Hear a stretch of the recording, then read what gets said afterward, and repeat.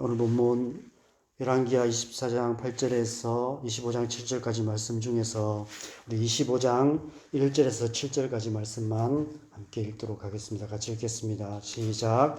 시드기야 제9년 열째 달 10일에 바벨론의 왕 느부갓네살이 그의 모든 군대를 거느리고 예루살렘을 치러 올라와서 그 성에 대하여 진을 치고 주위에 토성을 쌓음에 그 성이 시드기야 왕 제11년까지 포위되었더라. 그의 넷째 달 9일에 성중에 기근이 심하여 그 땅 백성의 양식이 떨어졌더라. 그 성벽이 파괴됨에 모든 군사가 밤중에 두 성벽 사이 왕의 동산 견문길로 도망하여 갈대아인들이 그 성읍을 에워쌌으므로 그가 아라바 길로 가더니 갈대아 군대가 그 왕을 뒤쫓아가서 여리고 평지에서 그를 따라잡음에 왕의 모든 군대가 그를 떠나 흩어진지라. 그들이 왕을 사로잡아 그를 림나에 있는 바벨론 왕에게로 끌고 가매 그들이 그를 신문하니라. 그들이 시드기야의 아들들을 그의 눈앞에서 죽이고 시드기야의 두 눈을 빼고 놋사슬로 그를 결박하여 바벨론으로 끌고 갔더라. 아멘. 우리 사는 이 세상은 폭력으로 가득한 세상입니다. 날마다 세계 곳곳에서 잔인한 폭력으로 인해 수많은 무지한 자의 피가 강물처럼 흐르고 있습니다. 가장 안전해야 할 가정에서부터 폭력이 시작되고 학교에서, 직장에서, 심지어 교회에서조차도 폭력을 경험하게 됩니다. 너무 오래, 너무 많은 일상화된 폭력의 현실을 마주하고 살아가다 보면 우리의 마음의 굳은 살이 베겨서 폭력에 대한 감수성이 떨어질 수밖에 없는 것 같습니다. 그래서 웬만한 사건, 사고에 대해서는 무감각해지고 무관심해집니다. 이런 말이 있습니다. 한두 사람을 죽이면 살인자가 되지만 100만 명을 죽이면 영웅이 된다. 한 사람의 죽음은 비극이지만 100만 명의 죽음은 통계이다. 아이들 책꽂이에 꽂힌 위인전기 전집의 한 권을 차지하는 이름들 가운데는 따지고 보면 수많은 사람들을 죽음으로 몰아간 잔혹한 폭력을 행사했던 정복자인 경우가 많이 있습니다. 근대 역사 속에서 우리는 지난 수천 년의 역사를 통틀어 가장 극한 폭력의 역사를 경험했습니다. 히틀러의 나치 독일이 유대인 600만 명을 포함하여서 1200만 명을 죽음으로 몰아갔습니다. 소련의 스탈린으로 인해 죽임당한 사람이 2200만 명이라고 합니다. 중국의 모택동으로 인해 죽임당한 사람은 7천만 명이 넘는다고 합니다. 이런 천문학적인 숫자들이 우리의 마음과 생각을 마비시켜서 그 속에 담긴 폭력의 심각성에 대해서 무감각하게 만드는 것 같습니다. 단지 먼 나라, 이웃 나라의 이야기만은 아닙니다. 우리나라의 과거의 역사 속에서도 수많은 잔혹한 폭력이 행해진 사건들이 얼마나 많이 있었습니까? 어쩌면 이러한 잔혹한 폭력의 역사가 오늘날 우리의 폭력에 대한 감수성을 무감각하게 만들어 놓았는지도 모릅니다.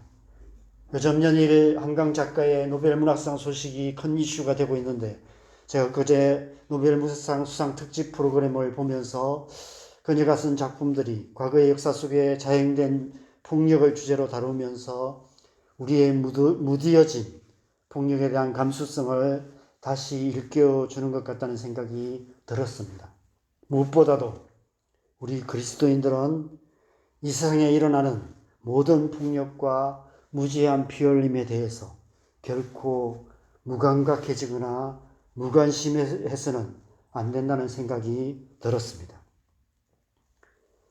아시다시피 인류 역사의 최초의 폭력 사건은 가인이 아벨을 죽인 사건이었습니다. 형이 동생을 쳐 죽여 무지한 피를 흘리는 잔인한 폭력이 행해진 것입니다. 이 소식을 들은 아담과 하와의 심정은 어떠했을까요? 어떻게 그런 일이 일어날 수 있는지 상상조차 할 수 없었던 경악할 만한 일이 일어난 것입니다. 그러나 그것은 단지 시작에 불과했습니다. 그때부터 시작해서 인류의 역사는 잔인한 폭력으로 얼룩진 역사였습니다. 태초부터 지금까지 이 땅의 역사는 무지한 자의 흘린 피가 하루도 마를 날이 없는 피 흘림의 역사였습니다. 수많은 아벨들이 수없이 많은 가인들의 잔인한 폭력에 의해서 무지한 피를 흘려야 했습니다. 그래서 이제는 숫자로 기록되고 통계로 처리될 수밖에 없는 지경에 이르게 되었습니다. 그리고 그 통계 숫자는 지금 이 시간에도 계속해서 쌓여만 가고 있습니다. 이러한 폭력의 역사의 끝은 어디일까요? 지금 이 땅의 역사는 어디로 향하고 있을까요? 저는 오늘 본문을 묵상하면서 이 유다 역사의 종말 이야기가 우리에게 이 세상의 폭력의 역사의 종착역이 어디인지를 보여주고 있다는 생각이 들었습니다. 무죄한 자의 피를 흘려 그 피로 가득하게 되었던 예루살렘이, 하나님의 도성이었던 예루살렘이 결국 잔혹한 바벨론 군대의 폭력에 의해서 짓밟히고 남유다 왕국이 완전히 멸망하고 말았습니다. 자기의 자녀를 불살라 우상에게 바치기까지 하는 천인공노할 폭력으로 더럽혀진 그 땅이 결국 하나님의 심판을 받게 된 것입니다. 오늘 본문을 다 살펴보지 않아도 오늘 본문 마지막 한 절만 봐도 알 수 있습니다. 그들이 시드기야의 아들들을 그의 눈앞에서 죽이고 시드기야의 두 눈을 빼고 노사슬로 그를 결박하여 바벨론으로 끌고 갔다라고 기록하고 있습니다. 이때의 시드기야의 나이가 32살이었습니다. 그 아들들은 많아야 15살 전후였을 것이고 그 중에는 갓난아기도 있었을 것입니다.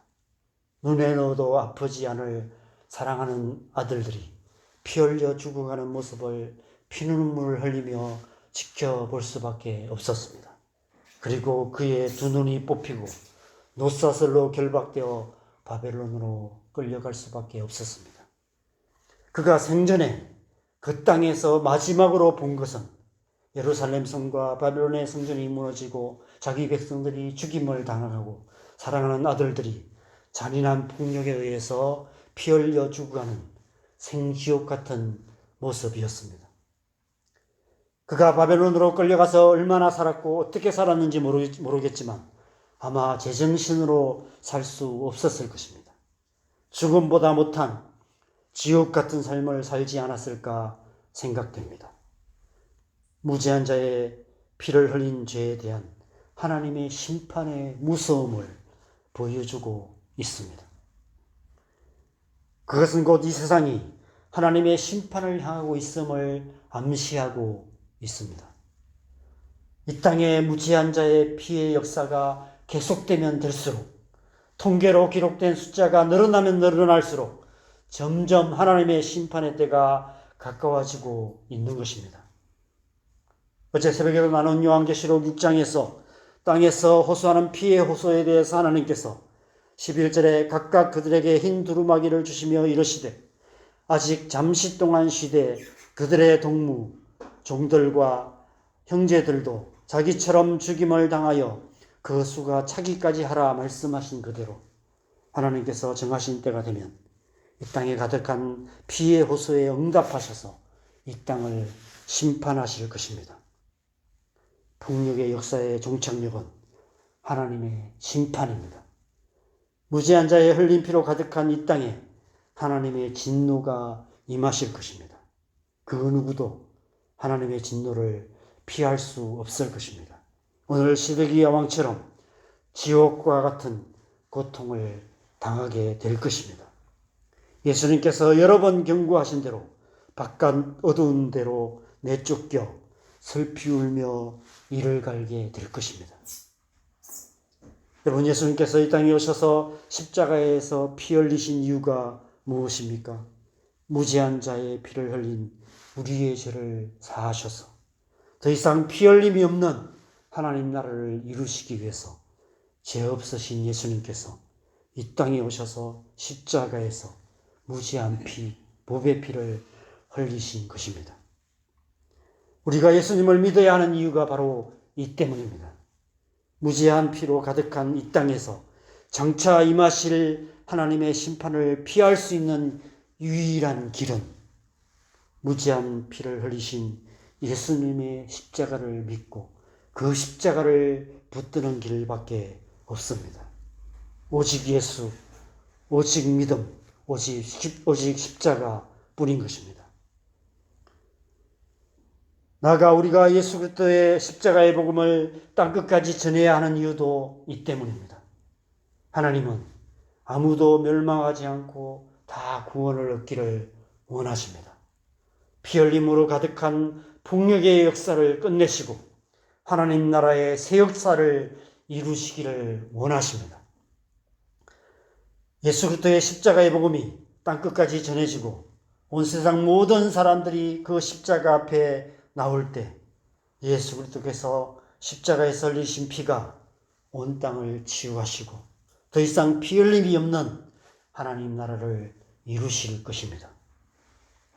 예수님께서 무지한 자의 흘린 피가 강물처럼 흘러 하나님의 심판으로 향하는 이 세상의 역사 속에 뛰어드셔서 그 역사의 방향을 바꾸신 것입니다.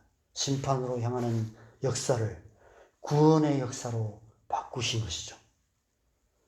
비록 지금 이 세상은 지금도 폭력으로 인한 피 흘림이 계속되고 있습니다.